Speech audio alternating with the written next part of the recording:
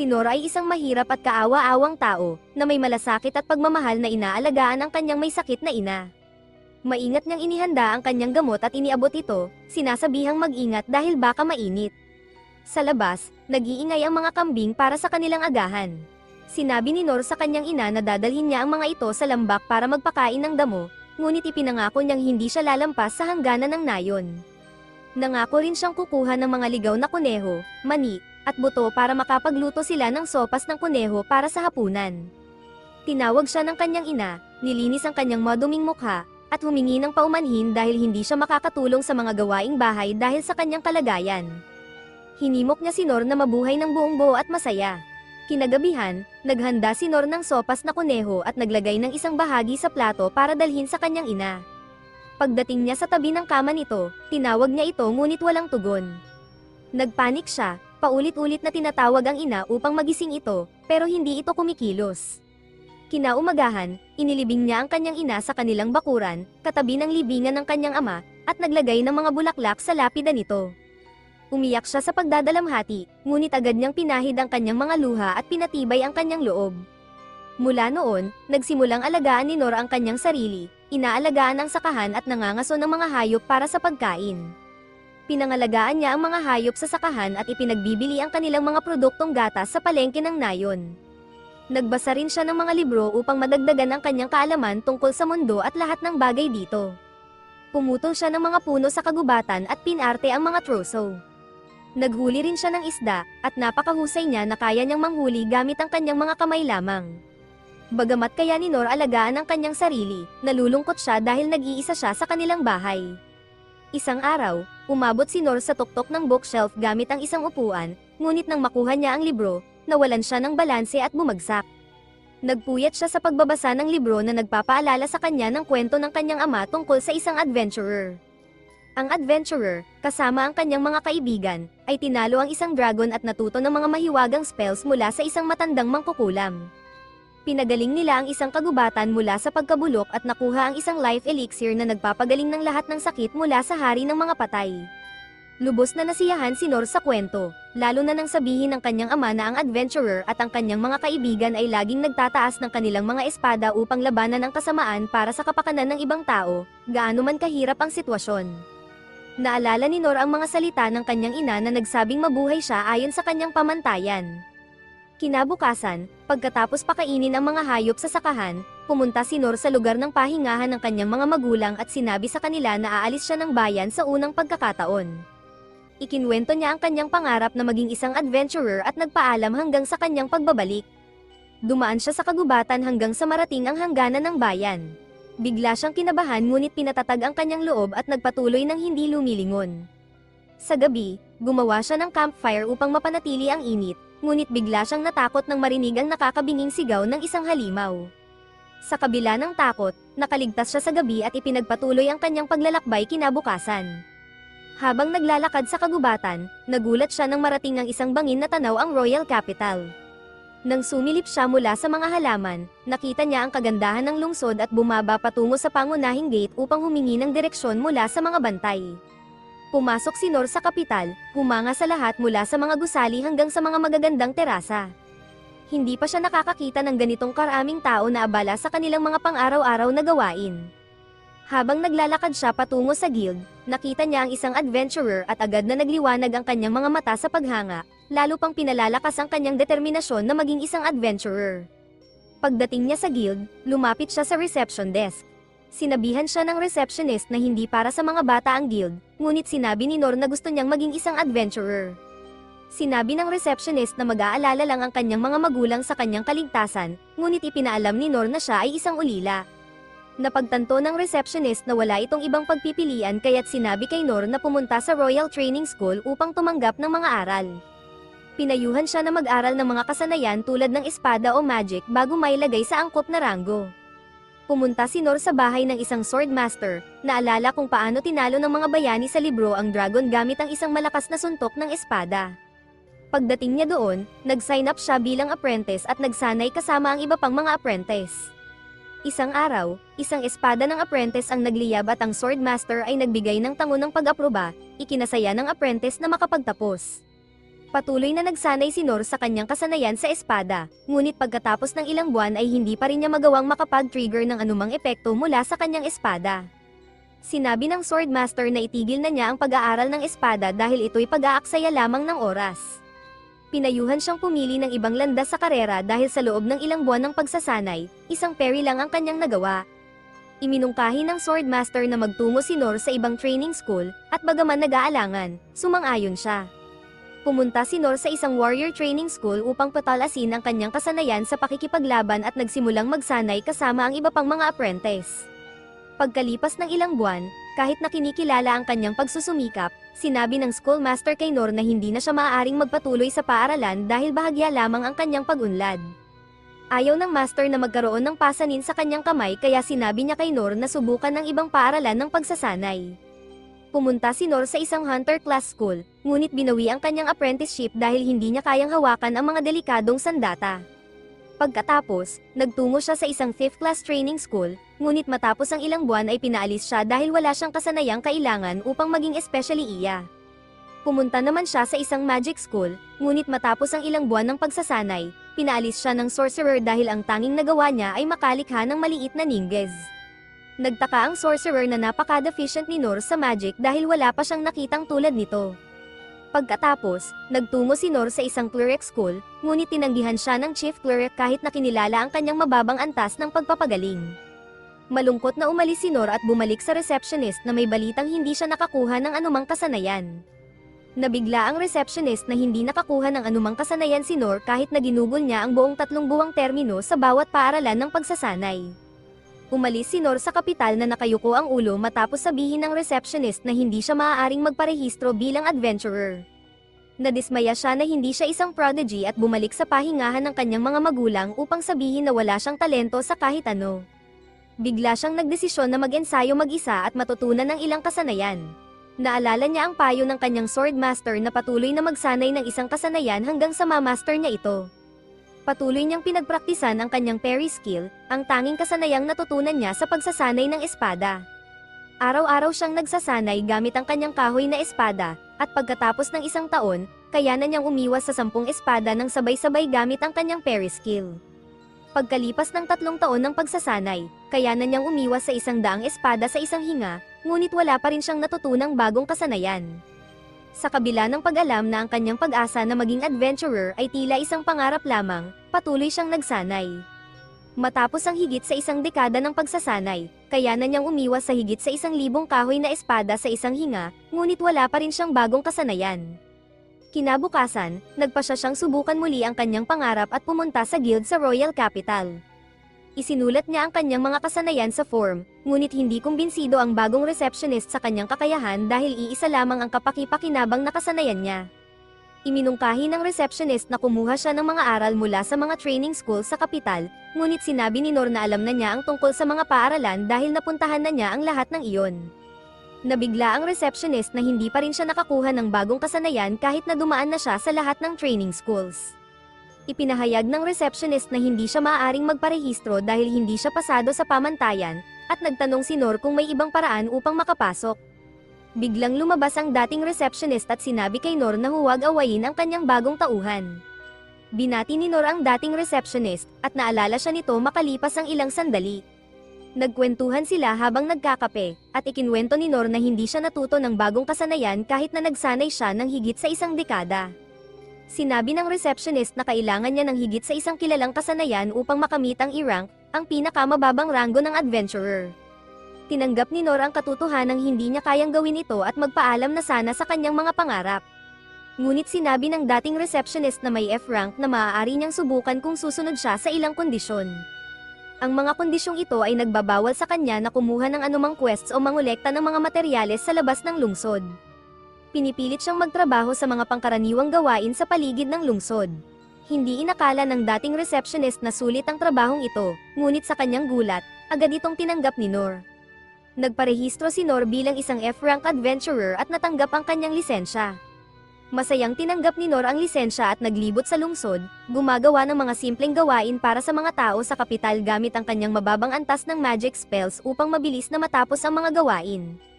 Patuloy siyang nagsasanay ng kanyang parry skill sa kanyang libreng oras at sinusubukan ng iba pang maliliit na kasanayan upang aliwin ang mga bata sa kapital.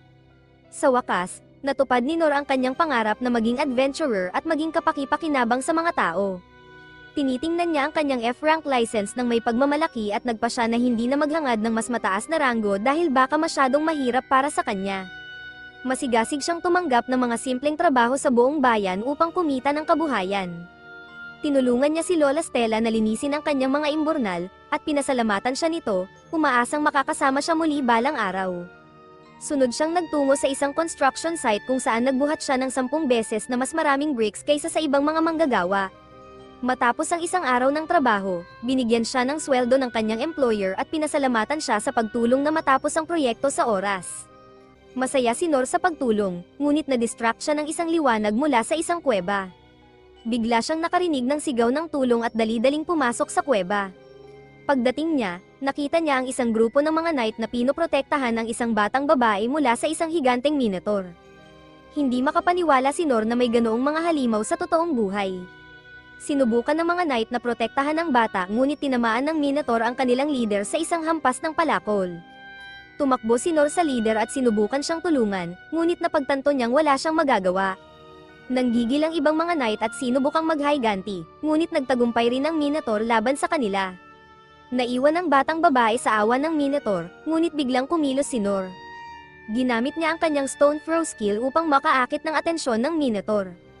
Nanggigil ang minotaur at sumugod sa kanya, tumakbo si Nor, pinapasunod ang minotaur, ngunit bigla siyang tumigil at ginamit ang kanyang parry skill, na nagpadala sa minotaur palayo. Nagpatuloy ang minotaur sa pag-atake, ngunit nagawa ni Nor na i-parry ang mga ito. Habang lumalaban, nagsimulang mag-chip ang espada ni Nor at halos mawalan siya ng lakas. Alam niyang wala siyang sapat na kasanayan sa pag-atake upang talunin ang minotaur. Nang bumalik ang atensyon ng minotaur sa batang babae, ginamit ni Nor ang kanyang movement skill upang harangan ang atake nito. Nabasag ang kanyang espada, ngunit hindi siya nagpatinag sa kanyang determinasyong protektahan ang bata. Naalala niya ang kwento ng kanyang ama tungkol sa mga adventurer na laging lumalaban sa kasamaan para sa kanilang mga kaibigan. Muling umatake ang minotaur ng buong puwersa, ngunit nagawa ni Nor na i-parry ito gamit ang sirang espada, na nagdulot sa palakol ng minotaur na tumama sa sarili nitong ulo, pinutol ito. Bagaman nabuhay siya, nadismaya si Nor na halos hindi siya nakaligtas at na-realize na hindi pa siya sapat na malakas para maging isang adventurer. Ang espada ay nadurog sa kanyang mga kamay, ngunit pinasalamatan siya ng batang babae sa pagligtas sa kanya mula sa minotaur.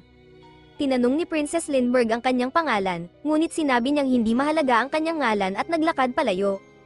Habang maraming knight ang dumating sa lugar para salubungin ang prinsesa at masiguro na siya ay ligtas, bumalik si Nor sa kapital, hilong-hilo mula sa kanyang karanasan sa minotaur. Hindi siya makapaniwala na nahirapan siyang talunin ng isang wild beast. Nagpa siya siyang mag-ensayo pa lalo upang maging mas malakas. Nilinis ng mga knight ang lugar ng labanan, nagsagawa ng mga pag-aayos sa mga nasirang gusali, at tinakpan ang mga nasawi. Nagdasal si Princess Lindbergh para sa kanilang pagpanaw. Bigla namang dumating si Anes, ang escort ni Princess Lindbergh, dahil nag-aalala siya sa kalagayan ng prinsesa. Tiniyak ni Princess Lindbergh na siya ay maayos at pinayuhan si Anes na huwag mag-alala dahil hindi niya kailangan ng escort sa kanyang pagsubok para sa karapatang mamuno.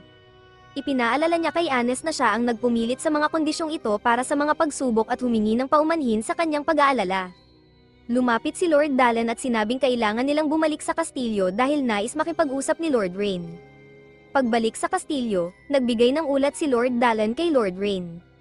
Nabigla si Lord Rain na may minotaur sa lugar dahil karaniwang naninirahan lamang ang mga ito sa pinakamalalim na bahagi ng underworld. Napag-alaman nila na ang minotaur ay nasummon mula sa underworld gamit ang isang singsing na natagpuan sa daliri ng isang mangangalakal.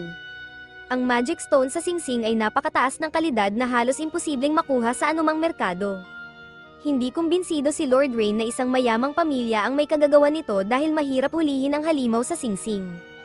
Sinabi ni Oka na nagmula ang singsing sa kaharian ni Dur dahil sa crest na nakaimbed dito. Hindi nagulat si Lord Rain dahil palaging naghahanap ng paraan si Dur upang pahinain sila at sakupin gamit ang kanyang mga puwersa. Nagbanta si Lord Rain na kailangan nilang mag-ingat dahil iniwan ni Dur ang kanyang crest upang malaman nilang siya ang may kagagawan nito. Naniniwala siyang nais ng pinuno na magkaroon ng digmaan upang makuha ang mga relic ng Dungeon of the Lost, isang napakahalagang yaman. Naalala ni Lord Rain ang ulat tungkol sa lalaking nagligtas sa prinsesa. Ikinwento niya kung paano natalo ng lalaki ang Minotaur sa ilang segundo gamit lamang ang isang broadsword. Naalala ni Dallin na sinabi ng Kor na nawala ang lalaki bago nila siya makita. Nais malaman ni Lord Rain ang pagkakakilanlan ng misteryosong lalaki na tila napakalakas. Kinabukasan, bumalik si Nor sa guild at nagulat ang matandang receptionist na siya ay buhay pa. Hindi maintindihan ni Nor kung bakit siya nagulat, at ikinwento ng matandang lalaki ang nangyari noong nakaraang gabi tungkol sa halimaw na lumitaw sa bungad ng dungeon. Inakala ng matandang lalaki na biktima si Nor dahil narinig niyang lumitaw ito malapit sa construction site kung saan siya nagtrabaho. Ipinaliwanag ni Nor na may mga kainahinalang tao na sumusubaybay sa kanya kaya umuwi siya agad. Sinabi ng matandang lalaki na maswerte si Nor na hindi niya nakaharap ang halimaw. Dating A-rank adventurer ang matandang lalaki ngunit alam niyang magiging biktima rin siya ng kapangyarihan ng Minotaur. Nagulat si Nor na malaman na ganoon kalakas ang Minotaur, ngunit masaya siyang nakaharap lamang siya ng isang ligaw na baka na may palakol. Tinanong ni Nor ang matandang lalaki kung ano ang nangyari sa halimaw, at sinabi nitong isang misteryosong lalaki ang pumatay dito gamit lamang ang isang hampas. Hindi makapaniwala si Nor na may mga taong ganoon kalakas. Binigyan siya ng matandang lalaki ng bayad para sa nagawa niyang trabaho noong nakaraang araw at tinanong kung ano ang pakiramdam niya na magkaroon ng maayos na trabaho. Si Nor ay nagsabi na siya ay kontento na bilang isang F-rank adventurer, ngunit sinabi ng matandang lalaki na mas makakakuha siya ng malaking kita kung maghanap siya ng disenteng trabaho at hindi na magbibigay ng porsyento sa guild. Biglang lumitaw sa likuran ni Nor si Princess Lindbergh, na masayang nakita siya muli. Tinanggal niya ang kanyang pagkukubli at nakilala siya ni Nor mula sa nakaraang gabi. Sinabi niya kay Nor na natagpuan siya gamit ang kanyang long-distance detection magic, at inisip ni Nor na siya ay isang 5th class adventurer. Sinabi ni Princess Lindbergh na siya ay nasa magic class ngunit alam ang lahat ng 6 na skill systems. Humanga si Nor, ngunit sinabi ng prinsesa na walang espesyal dito dahil alam niya lamang ang mga pangunahing kaalaman at nahihiya siya rito. Hindi maintindihan ni Nor kung bakit siya nahihiya, ngunit sinabi ng prinsesa na kailangan nilang magpatuloy ng kanilang pag-uusap sa labas matapos mapansin na nakuha ang atensyon ng mga adventurers sa guild. Biglang hinawakan ng matandang lalaki si Nor at tinanong kung ano ang ginawa niya upang magalit ang prinsesa, ngunit sinabi ni Nor na wala siyang ginawang masama. Sinabi ng prinsesa na walang makikinig sa kanilang pag-uusap dahil gagamit siya ng concealment at soundproofing skills. Humingi si Nor ng payo sa matandang lalaki, na sinabi sa kanya na sumama sa prinsesa at huwag gumawa ng anumang pagkakamali. Sinundan ni Nor ang prinsesa palabas, bagaman hindi niya naintindihan ng lubos ang payo ng matandang lalaki. Sa kanilang pagdaan sa mga gwardya na naghahanap ng lalaking nakita noong nakaraang gabi, sinabi ni Nor sa prinsesa na may hinahanap ang mga ito, ngunit sinabi ng prinsesa na huwag mag-alala dahil hindi sila makikita. Nakarating sila sa isang liblib na lugar at huminto ang prinsesa upang pasalamatan si Nor sa pagliligtas sa kanya noong nakaraang gabi. Sinabi niya na higit pa sa buhay niya ang nailigtas ni Nor, ngunit sinabi ni Nor na malayo iyon sa katotohanan at humingi ng paumanhin sa pag-i-interfere sa kanyang laban. Tiniyak ng prinsesa na hindi niya alam kung paano tatapusin ang labanan kung hindi siya nakialam. Tinanggap ni Nor ang pasasalamat ng prinsesa ngunit sinabi na hindi na niya kailangan ng anumang gantimpala. Iginiit ng prinsesa na kailangan niyang bigyan ng tamang pasasalamat si Nor. Sinabi ng prinsesa na nais ng kanyang ama na makilala at pasalamatan si Nor, ngunit tumanggi si Nor dahil kontento na siya sa pasasalamat ng prinsesa. Tinanong siya ng prinsesa kung may problema siya, ngunit sinabi ni Nor na maayos ang lahat sa kanyang buhay. Inalok ng prinsesa na tulungan siyang makakuha ng teritoryo, ngunit sinabi ni Nor na mayroon na siyang lahat ng kailangan niya. Biglang naging teary-eyed ang prinsesa at sinabi kay Nor na kailangan niyang tanggapin ang anumang ibibigay ng prinsesa bilang pasasalamat. Sinabi niya na hindi siya aalis hanggat hindi tinatanggap ni Nor ang kanyang pasasalamat, na nagpapaalala kay Nor ng kanyang karanasan sa cleric training. Nag-sympathize si Nor at pumayag na makilala ang ama ng prinsesa basta't walang gagawing extravagante. Masaya ang prinsesa at sinabing sundan siya ng malapit, na ikinagulat ni Nor dahil hindi niya inaasahang agad silang magpupunta sa kastilyo. Ginamit ng prinsesa ang concealment at detection occlusion magic upang itago ang kanilang presensya. Dinala siya ng prinsesa sa kastilyo, ngunit hindi alam ni Nor na ito ay ang royal castle. Humanga siya sa laki ng lugar at nagtanong kung iyon ang bahay ng prinsesa. Habang naglalakad sila papunta sa pangunahing kastilyo, tinanong ni Princess Lindbergh si Nor kung ano ang kanyang pangalan, at sinabi niya ito. Humingi ng paumanhin ang prinsesa at ipinakilala ang kanyang sarili bilang Limber, at sinabi kay Nor na tawagin siyang Lin, ang kanyang adventurer name. Habang naglalakad sila sa kastilyo, naisip ni Nor na ang prinsesa ay nagmula sa isang mayamang pamilya. Naalala niya ang payo ng matandang lalaki na huwag gumawa ng mga handgal na pagkakamali at ngayon naiintindihan na niya ang ibig sabihin nito. Nang makarating sila sa pangunahing bahagi ng kastilyo, sinalubong sila ni Anes at tinanong si Lin kung nasaan ang kanyang ama. Sinabi ni Anes na ang kanyang ama ay nakikipag-usap kay Lord Rain sa bulwagan. Napansin ni Anis si Nor at tinanong si Lin tungkol sa kanya. Sinabi ni Lin na si Nor ang taong nagbuwis ng buhay para iligtas siya. Nabigla si Anis nang marinig ito at nagpasya siyang samahan sila sa pakikipagkita sa ama ni Lin. Inisip ni Nor na si Anis ay isang kasambahay ng pamilya at nagtataka kung paano siya nakakagawa ng mga gawain habang nakasuot ng mabibigat na kagamitan. Pinangunahan ni Anis sila patungo sa audience chambers ngunit pinigilan sila ni Gilbert na humingi ng pagkakakilanlan ni Nor. Sinabi ni Anis na si Nor ay panauhin ng prinsesa, at napagtanto ni Gilbert na siya ang pinag-uusapan ng bayan. Disappointed si Gilbert dahil hindi gaanong kaakit-akit si Nor, ngunit sinabi ni Anis na huwag maging bastos at pinilit siyang samahan sila sa chamber dahil hindi niya lubos na pinagkakatiwalaan si Nor. Pumayag si Gilbert, galit ang hari dahil hindi tumupad si Durres sa kasunduan pagkatapos pirmahan ang peace treaty. Hindi nagulat si Rain dahil dati nang hiniling ni Durres ang karapatan sa dungeon mula sa hari ngunit ito'y tinanggihan. Nagbanta si Durres na pagsisisihan ng hari ang kanyang desisyon, at sinabi ni Rain na maaaring hindi lamang iyon ang banta sa kanilang kaharian. Biglang bumukas ang mga pinto at pumasok si Lin kasama ang lahat ng sumama sa kanya. Napansin ni Nor na ang matandang lalaki na nakaupo sa trono ay ang ama ni Lin. Napansin din ni Rain na suot ni Lin ang kanyang concealment cloak at naisip na lumabas siya ng kastilyo. Sinabi ni Lin na hinanap niya ang lalaki na nagligtas sa kanyang buhay. Ipinakilala niya si Nor bilang ang taong nagligtas sa kanya noong nakaraang gabi. Humingi ng paumanhin si Nor dahil dumating siya sa hindi maayos na anyo at sinisi si Lin sa pagmamadali sa kanya. Ngunit sinabi ng hari na hindi mahalaga ang kanyang kasuotan at pinasalamatan siya sa pagdating. Sinabi ni Nor na wala siyang tamang etiquette dahil hindi siya isang aristocrat at humingi ng paumanhin sa anumang di formal na kilos na kanyang magagawa.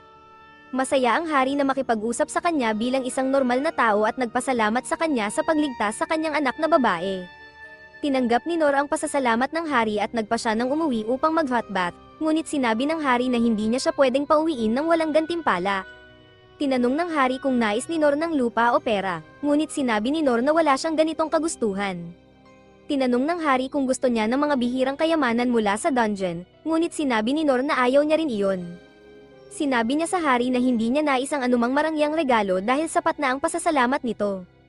Nabigla ang hari na ayaw ni Nor ng mga kayamanan kaya't sinubukan niyang mag-isip ng isang bagay na maaaring magustuhan ni Nor. Lumapit siya sa kanyang trono at kinuha ang isang malaking espada na ipinakita kay Nor at tinanong ang kanyang opinyon. Pinayuhan ni Rain ang hari laban sa pagbibigay ng espada, ngunit sinabi ng hari na mas mabuti pang ibigay ito kaysa hayaang makain ng panahon. Alam niya na walang makakapansin kung papalitan ito ng replika. Ipinresenta ng hari ang espada kay Nor na agad na pagtanto na ang espada ay napakahalaga. Sinabi ni Nor na hindi niya maaaring tanggapin ang regalo, ngunit sinabi ng hari na ito'y isang hand-me-down na espada na nakuha niya sa kanyang mga paglalakbay dahil gusto niya ito. Sinabi ng hari kay Nor na subukan ang espada, pinalakas ni Nor ang kanyang lakas bago iwas-iwas ang espada, na halos lumikha ng bagyo sa loob ng silid. Nagulat ang lahat sa lakas ng kanyang pagwasiwas, lalo na ang hari na napansin na kaya niyang iwas-iwas ang espada gamit lamang ang isang kamay. Tinanggap ni Nor ang espada dahil napakadali niya itong may paglaban kahit na ito'y mabigat. Hiningi ng hari kay Nor na tulungan niyang patibayin si Lin, ngunit sinabi ni Nor na wala siyang maituturo sa prinsesa.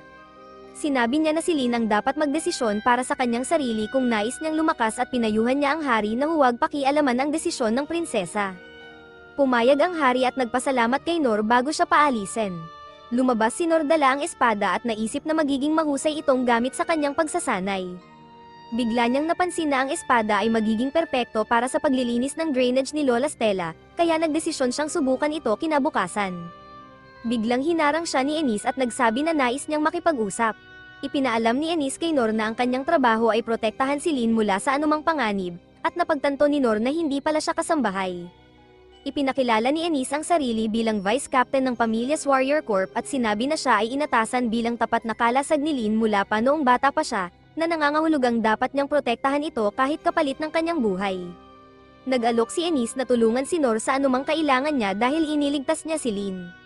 Tinanggap ni Nor ang papuri, ngunit binalaan siya ni Ennis na huwag maging masyadong impormal sa hari sa hinaharap dahil hindi niya matiis ang kawalang galang. Tinanong siya ni Ennis ng pangalan dahil hindi niya ito nakuha kanina, at ipinakilala ni Nor ang sarili bilang Nor.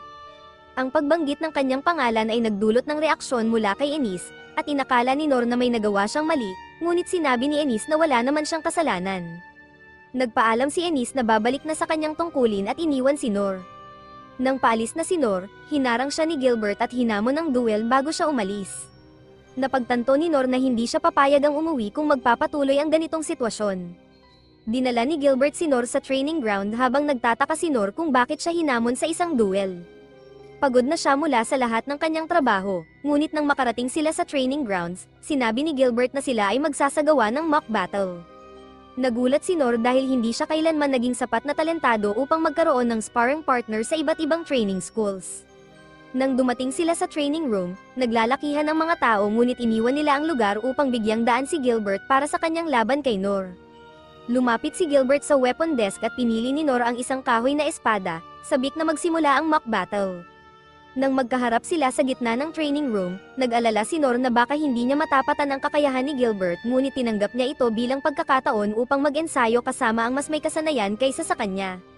Nais niyang sulitin ang pagkakataong ito dahil ito ang pinakamagandang oportunidad na nakuha niya mula nang ma-master niya ang kanyang parry skill.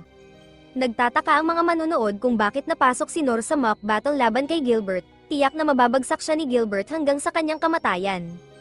Inanunsyo ni Gilbert ang simula ng laban, agad naging seryoso ang kanyang mukha.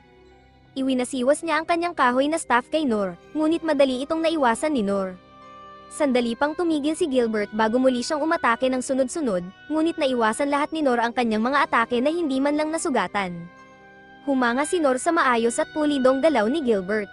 Alam niyang nag-ensayo si Gilbert ng walang katapusan upang maging ganoon kahusay. Ngunit nagtaka siya kung bakit mabagal ang mga atake ni Gilbert. Patuloy na iniwasan ni Nor ang mga atake ni Gilbert at napagtanto na pinipigilan ni Gilbert ang kanyang lakas dahil ayaw niyang gamitin ang buong lakas laban sa isang mababang ranggo na kalaban. Biglang humiling si Nor ng timeout, na ikinagulat ni Gilbert, at sinabi sa kanya na huwag masyadong magpigil kahit na sinusubukan niyang mag-aanan siya. Hindi tiyak ni Gilbert kung nagpipigil siya dahil si Nor ay isang ordinaryong tao, ngunit nagpasya siyang sundin ang sinabi ni Nor. Biglang nagsimulang umatake si Gilbert ng mas matindi at napansin ni Nor na mas mabilis ang kanyang mga galaw. Ngunit napansin din ni Nor na lagi nang iiwan ng bukas si Gilbert tuwing iniiwasan niya ang mga atake. Napagtanto ni Nor na sinusubukan ni Gilbert na hilahin siya sa malapitang labanan upang magkaroon ng kalamangan, kaya nagpasya siyang huwag patulan ito. Nang gagalaiti si Gilbert sa loob-loob niya, nagtataka kung bakit walang tumatamang atake. Sinubukan niyang baguhin ang pattern ng kanyang atake sa pamamagitan ng pag-fake, na nagpatulak kay Nor na umiwas.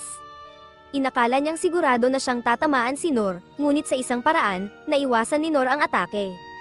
Sinabi ni Nor kay Gilbert na pwede niyang pabilisin ang mga atake dahil kaya niyang harapin ang mas mabilis na atake, ngunit hindi ikinatuwa ni Gilbert ang marinig ito. Napag-isip ni Nor na baka si Gilbert ay lumalaban na sa kanyang maximum power at napagtanto niyang lumakas na siya. Umaasa si Nor na kaya niyang manalo sa duelo, ngunit biglang nakakita siya ng mga alitap-tap habang umatake si Gilbert ng isang super attack. Sigurado si Gilbert na nataman niya si Nor, ngunit sa huling sandali, naiwasan ito ni Nor. Habang nagulat si Gilbert na naiwasan ni Nor ang kanyang atake, nagpas siyang sumuko na si Nor at tinanggap ang pagkatalo kay Gilbert. Umalis si Nor sa kastilyo na nagpapasalamat na hindi siya napabagsak ni Gilbert.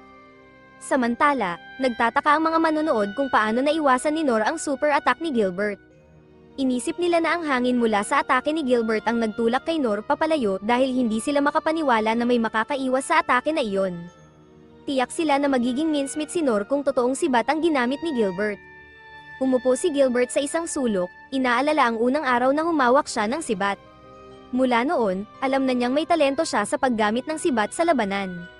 Natalo niya ang kanyang kalaban sa isang duelo na hinangaan ng mga manonood sa isang bayan na binisita niya, at patuloy siyang nagsanay upang pinuhin ang kanyang mga teknik ngunit palaging nababato dahil hindi niya matagpuan ang sinuman na sapat na malakas upang magbigay ng thrill sa kanya sa labanan. Ang pinuno ng nayon ay tinanong si Gilbert kung nasiyahan siya sa nayon, ngunit sinabi ni Gilbert na ang laban ay pareho lang ng dati. Kinilala ng pinuno ng nayon si Gilbert bilang ang taong nagpunta sa iba't ibang lugar upang maghanap ng malalakas na kalaban. Ipinaalam ng pinuno ng nayon na walang sino man sa nayon ang makakatapat sa kanyang lakas. Sinabi ni Gilbert na kailangan niyang maghanap ng malalakas na kalaban dahil natalo na niya ang lahat ng karapat-dapat na kalaban sa kapital. Umalis siya sa kapital na may mataas na pag-asa na makakatagpo siya ng mas malakas na kalaban.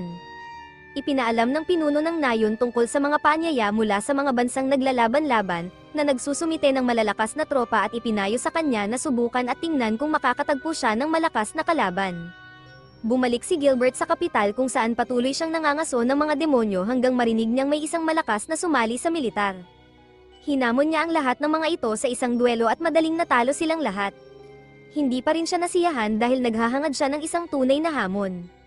Napaka-bored niya na halos mabaliw na siya, hindi makapaniwala na napapalibutan siya ng mga mahihina.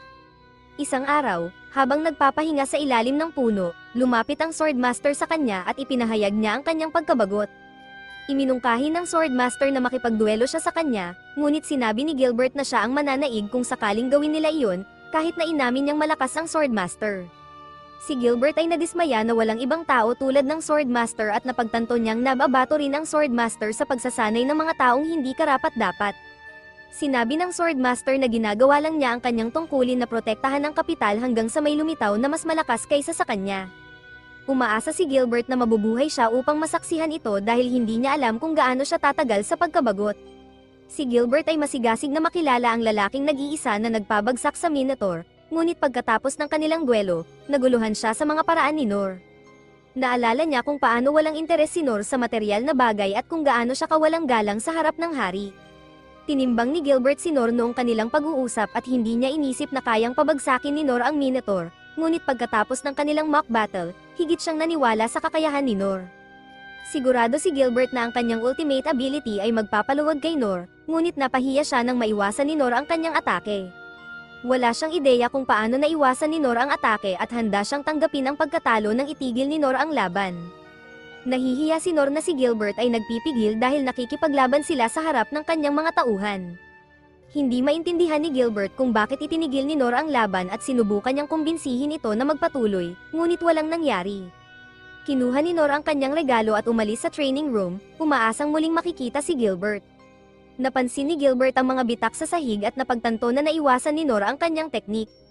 Masaya si Gilbert na sa wakas ay nagiging mas exciting ang mga bagay sa kapital dahil nakatagpo siya ng isang taong makakaiwas sa kanyang ultimate technique sa buong lakas. Umalis si Nor pauwi na mababa ang ulo pagkatapos masaksihan ang kamanghamanghang teknik ni Gilbert. Pinagsisihan niya ang pagiging mabilis na purihin ang sarili, iniisip na lumakas na siya. Ginamit niya ang kanyang physical enhancement at feathered step skills upang makalabas sa saklaw ni Gilbert ngunit alam niyang hindi siya makakaligtas kung hindi nagpipigil si Gilbert. Nagpapasalamat si Nor na natulungan siya ni Gilbert na ibaba ang kanyang pride sa pamamagitan ng pagpapakumbaba sa kanya kahit nagpipigil ang tunay na kapangyarihan ni Gilbert. Nagdesisyon si Nor na magpatuloy pa sa pagpapalakas pagkatapos patunayan ni Gilbert na siya ay mahina pa rin. Kinabukasan, ginamit ni Nor ang broadsword upang linisin ang drainage ng bayan. Natuwa siya sa kung gaano kaepektibo ang espada sa pag-alis ng mga matitigas na dumi sa ilalim ng drain. Nagulat ang mga taga-nayon sa bilis at bisa ng paglilinis ni Nor sa drainage ni Lola Stella at pinuri siya para dito. Nagpasalamat si Nor sa ama ni Lin para sa espada habang may isang taga-nayon na humiling ng kanyang serbisyo sa paglilinis ng drainage. Bagaman maayos ang kanyang trabaho sa paglilinis ng drainage, nag-aalala si Nor dahil isinara ang construction site pagkatapos ng insidente ng Minotaur, na nawala ang kanyang trabaho sa paghakot ng lupa. Nag-aalala siya na hindi siya magkakaroon ng maraming trabaho kung magpatuloy ang ganitong kalagayan sa kapital. Naisip niya ang mga paraan upang magamit ang broadsword para sa kapakinabangan ng mga taga-nayon, ngunit lahat ng naisip niya ay higit sa kanyang kaya. Nadismaya siya na hindi siya nakakuha ng maraming kasanayan mula sa mga training schools kahit na dumaan siya sa lahat ng ito. Biglang lumapit si Lin sa kanyang paboritong lugar sa kagubatan at nagpalitan sila ng pagbati. Naalala ni Nor ang banta ni Ennis kaya formal niyang kinausap si Lin, ngunit sinabi ni Lin na tawagin siya sa kanyang adventurer name. Nagtaka si Nor kung bakit siya hinanap ni Lin sa kagubatan at sinabi ni Lin na ang guildmaster ang nagturo sa kanya ng lokasyon pagkatapos niyang hanapin si Nor sa guild. Napagtanto ni Nor na ginamit ni Lin ang kanyang special skill upang hanapin siya dahil hindi niya sinabi ang eksaktong lokasyon sa guildmaster.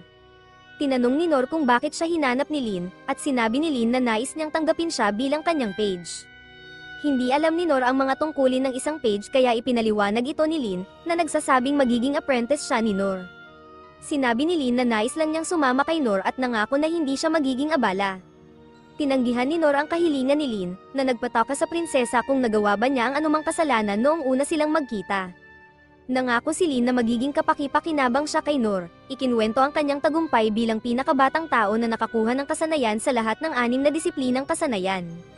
Sinabi ni Nor na wala siyang maituturo kay Lin at wala siyang mayaalok sa kanya dahil kaya niyang gawin ang lahat ng kailangan niyang gawin. Sinubukan ni Lin na akitin siya sa mga bayad na matatanggap niya bilang kanyang instructor, ngunit sinabi ni Nor na hindi siya interesado.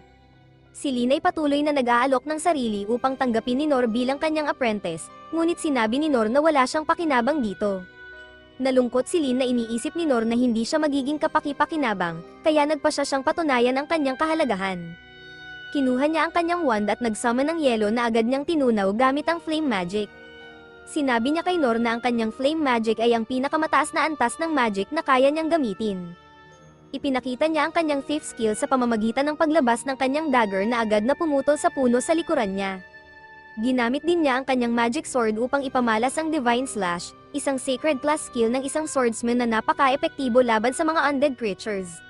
Nais pa sanang ipakita ni Lin ang iba pa niyang kakayahan ngunit pinigilan siya ni Nor. Inakala ni Lin na tinanggap na siya ni Nor bilang apprentice, ngunit sinabi ni Nor na hindi pa. Nagtataka si Nor kung bakit pilit na nais ni Lin na maging apprentice niya. Nalungkot siya sa sarili matapos masaksihan ang mga kakayahan ni Lin at nagtataka kung bakit iniisip ni Lin na siya ang nararapat na maging tutor niya. Sinabi ni Nor na pinatunayan ng mga kakayahan ni Lin na wala siyang maituturo dito. Sinubukan ni Lin na kumbinsihin si Nor na siya ay magiging kapaki-pakinabang at nagpa siya si Nor na ipakita ang kanyang maliit na flame skill. Nagulat si Lin sa kanyang nakita, bumalik siya sa kastilyo at naalala ang mga kwento mula sa mga training school tungkol sa isang batang lalaki na walang kasanayan. Ang lahat sa mga training school ay inisip na ang mga kwentong ito ay isang fairy tale dahil hindi sila makapaniwala na may taong ganun kaina. Hindi rin niya inisip na ang isang 12 taong gulang ay makakayanan ng matinding kurso ng lahat ng 6 na paaralan nang hindi sumusuko, lalo na't ang mga kalalakihan ay nahihirapan lamang mabuhay ng 3 araw. Naalala ni Lin ang sinabi ni Oaken tungkol sa kanyang maliit na flame skill, ngunit mas malaki ang apoy ni Oaken dahil mayroon siyang 200 taon upang magpraktis ng magic. Ginamit ni Lin ang kanyang maliit na flame magic at nagtaka kung magagawa niya itong mas malaki balang araw. Nagulat siya nang makita niyang mas malaki ang apoy ni Nor kaysa kay Oaken na nagpraktis ng mas matagal kaysa sa edad ni Nor. Sinabi ni Nor na ang kanyang iba pang 5 class skills ay mababa rin ang antas tulad ng kanyang magic skill, at tinanong niya kung naintindihan na ni Lin kung bakit hindi niya ito matanggap bilang apprentice. Sigurado si Lin na ang iba pang mga kasanayan ni Nor ay pambihira at nagtaka kung bakit niya ipinakita ang mga mataas na antas na kasanayan na kanyang naalala. Naalala niya kung paano napigilan ni Nor ang pag-atake ng Minotaur ngunit nagulat siya na hindi niya ipinagyabang ang kanyang kapangyarihan sa kahit sino. Napagtanto ni Lin na hindi magpapasakop si Nor sa kahit sino dahil siya ay malakas pisikal at mental. Nangako si Lin na matuto upang makamit ang ganoong lakas dahil nais niyang suportahan ang kanyang kapatid at pamunuan ang kapital tungo sa kadakilaan pagdating ng kanilang panahon upang mamuno. Kinagabihan, natapos ni Nor ang kanyang hapunan at lumabas ng diner nang biglang lumapit si Lin. Sinabi ni Lin na nauunawaan niya na tinuturuan siya ni Nor na isantabi ang kanyang pride at pagiging immature. Nangako siyang susundan ng yapak ni Nor hanggang siya ay mapatunayang karapat-dapat bilang apprentice niya. Tinawag niya si Nor na kanyang instructor dahil ang mga pagpapahalaga at paniniwala na hinahangad ng kanilang pamilya sa loob ng maraming henerasyon ay nasa kanya. Ayaw niyang palampasin ang ganoong pagkakataon, ngunit nagtataka si Nor kung bakit siya ganoon ka-persistent. Nanalangin si Nor na magkaroon ng paraan upang makaalis sa kanyang kalagayan, hanggang sa susunod na episodes mga lods.